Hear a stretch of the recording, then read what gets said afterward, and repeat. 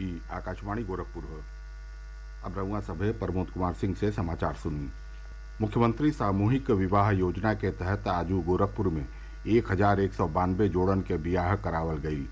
ए मौका पर मुख्यमंत्री योगी आदित्यनाथ नवविवाहित जोड़न के नवजीवन के शुभकामना देहलें। वहाँ के कहनी कि मुख्यमंत्री सामूहिक विवाह योजना से बढ़हन संख्या में लोगिन के फायदा मिली रहल हौ।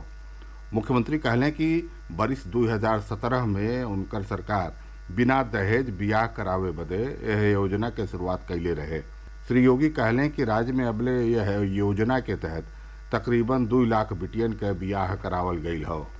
2017 में जब प्रदेश के अंदर भारतीय जनता पार्टी की डबल इंजन की सरकार बनी, तब हम लोगों ने उस समय गरीब कन्याओं की शादी को, बहुत सारी कन्याएं ऐसी थी जिनके परिवार की आर्थिक स्थिति ऐसी नहीं थी कि वे पैसा खर्च करके और दहेज आदि जैसी कुप्रथाओं के खिलाफ लड़ सके। बहुत सारी बालिकाएं कुंवारी रह जाती थी। उस समय जब ये बात मेरे सामने आई, तब मैंने मुख्यमंत्री सामूहिक विवाह का एक कार्यक्रम प्रारंभ किया था। पहले 31,000 रुपया और बाद में इस राशि को बढ़ा करके 51,000 रुपया करके एक एक बालिका की शादी के लिए इस कार्यक्रम के साथ उसको जोड़ने का कार्यक्रम किया। और मुझे बताते हुए प्रसन्नता है कि अब तक प्रदेश में लगभग 2 लाख बालिकाओं की शादी मुख्यमंत्री सामूहिक विवाह योजना के अंतर्गत संपन्न हो चुकी है। वहीं मुख्यमंत्री सामूहिक विवाह योजना के तहत वाराणसी के बड़ा गांव विकासखंड में 62 जोड़न के बियाह करावल गई। ए मौका पर बरबधू के आशीर्वाद देवे बदे ब्लाक प्रमुख सतेंद्र सिंह सहित औरियो लोग मौजूद रहे। सामूहिक विवाह का आयोजन समाज कल्याण विभाग के ओर से कईल गईल रहे। आज गुरु तेग बहादुर जी का बलिदान दिवस मनावल जा रहा हो। मुख्यमंत्री योगी आदित्यनाथ गोरखपुर में जटाशंकर स्थित गुरुद्वारा में गुरु तेग बहादुर जी के बलिदान दिवस पर आयोजित कार्यक्रम में शामिल भइले। वहाँ के गुरु तेग बहादुर जी के नमन करत कहनी कि उनकर जिंदगी अधर्म और अत्याचार के खिलाफ संघर्ष का प्रतीक हो। श्री योगी कहलें कि सिख गुरुअन का एगो गौरवशाली इतिहास रहल हो। वहाँ के कहनी कि हमन के महान गुरुअन से प्रेरणा लेके देश और समाज के आगे बढ़ौले में आपन योगदान देवे के चाहिए।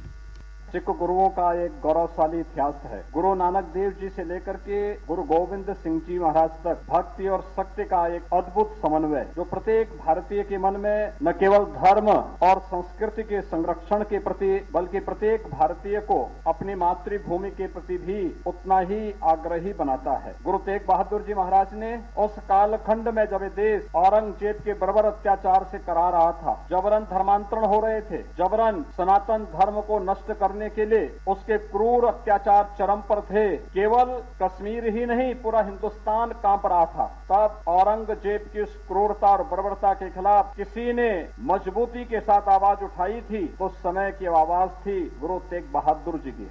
प्रदेश का आबकारी विभाग का राज्य मंत्री स्वतंत्र प्रभार नितिन अग्रवाल कहले हुए कि आबकारी विभाग एह बरिस 42,000 करोड़ रुपया का राजस्व प्राप्ति कैले के लक्ष्य हासिल करी। बनारस में आज संवाददाता लोगन से बतियाओ तो वहाँ के कहनी कि आबकारी विभाग प्रदेश में सबसे ज्यादा राजस्व देवे वाला विभाग हो। श्री अग्रवाल वाराणसी में चली रहल काशी तमिल संगमम के 2 संस्कृतियन के मेल के अनोखा उदाहरण बतौले।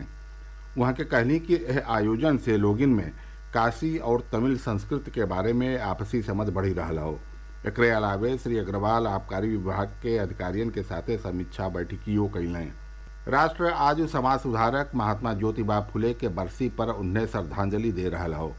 ज्योतिराव फुले महान समाज सुधारक और दूरदर्शी विचारक रहलें। वहाँ के मेहरारूअन के शिक्षा के अधिकार दियावे और देश में छुआछूत जैसन सामाजिक बुराइयन के खत्म करे बदे काम कैली। अजुए के दिन ने 1890 में उनकर सरगबास भइल रहे। मुख्यमंत्री योगी आदित्यनाथ महात्मा ज्योतिराव फुले के बरसी पर उन्हें विनम्र श्रद्धांजलि देहलें। आपन ट्वीट संदेशा में वहाँ के कहनी कि मेहरारूअन के शिक्षा के अधिकार दियावे और छुआछूत समेत तमाम बुराइयन के खात्मा में उनकर अविस्मरणीय योगदान समाज बदे हमेशा प्रेरणा देत रही। एकरे साथ ही समाचार बुलेटिन समाप्त भइल। नमस्कार।